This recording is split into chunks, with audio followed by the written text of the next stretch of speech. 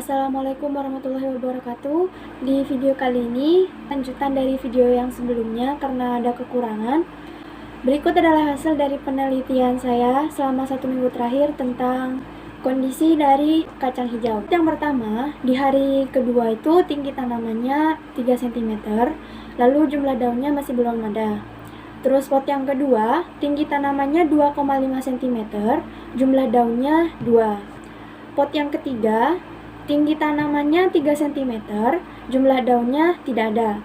Pot yang keempat, tinggi tanamannya sekitar 4 cm, jumlah daunnya tidak ada. Lalu di hari keempat, percobaan di hari keempat, pot yang pertama memiliki tinggi tanaman sekitar 6 cm dengan jumlah daun 2. Lalu pot yang kedua memiliki tinggi tanaman sekitar 6 cm dengan jumlah daun 4.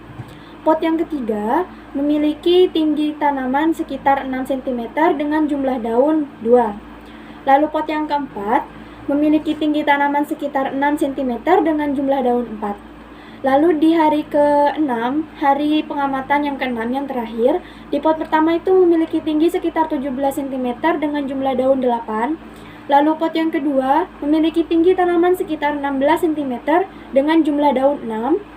Pot yang ketiga memiliki tinggi tanaman sekitar 21 cm dengan jumlah daun 9. Lalu pot yang terakhir, pot yang keempat memiliki tinggi tanaman sekitar 24 cm dengan jumlah daun 11. Lalu saya akan menjawab pertanyaan yang pertama. Rata-rata dari tinggi pot pertama dan pot kedua, lalu rata-rata jumlah daunnya. Rata-rata tinggi tanaman dari pot pertama dan pot kedua itu sekitar 25,25 cm. Lalu rata-rata jumlah daunnya sekitar 11 cm. Lalu pertanyaan yang kedua, rata-rata tinggi dan jumlah daun pot ketiga dan keempat. Rata-rata tinggi dari pot ketiga dan keempat adalah 32 cm. Lalu daunnya rata-ratanya itu 13 jumlahnya. Lalu untuk pertanyaan yang ketiga, apakah fungsi pada satu macam perlakuan? Terdapat 2 buah tanaman yang diamati. Fungsinya untuk yang berada di tempat gelap itu untuk mengetahui apakah tanaman itu dapat tumbuh dengan subur walaupun tidak terkena cahaya matahari sama sekali, ataukah tanaman itu akan langsung mati atau tidak tumbuh sama sekali dan tetap menjadi biji kacang hijau. Dan itu juga membuktikan kalau misalkan tanaman yang berada di tempat gelap itu tetap akan tumbuh berkembang bahkan jauh lebih cepat daripada yang berada di tempat terang. Untuk yang di tempat terang, kita bisa mengetahui kalau kecambah itu akan tetap tumbuh.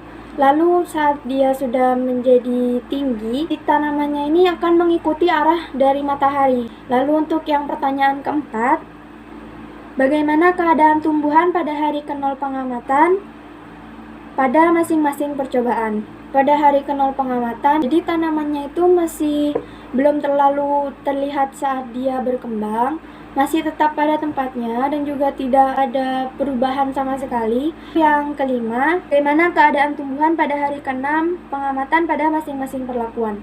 Tumbuhannya ini tumbuh dengan sangat subur dan akarnya ini sangat menancap pada tanah sampai ada yang ke bawah, sampai nancap banget ke bawah, jadi akarnya terus menjalar kemana-mana. Lalu tumbuhnya juga agak dempet gitu, berdempetan, walaupun saat meletakkannya itu tidak terlalu dempet, tapi nanti pas jadinya tuh ada yang dempet. Yang di tempat gelap itu tanamannya itu tumbuhnya memanjang ke atas.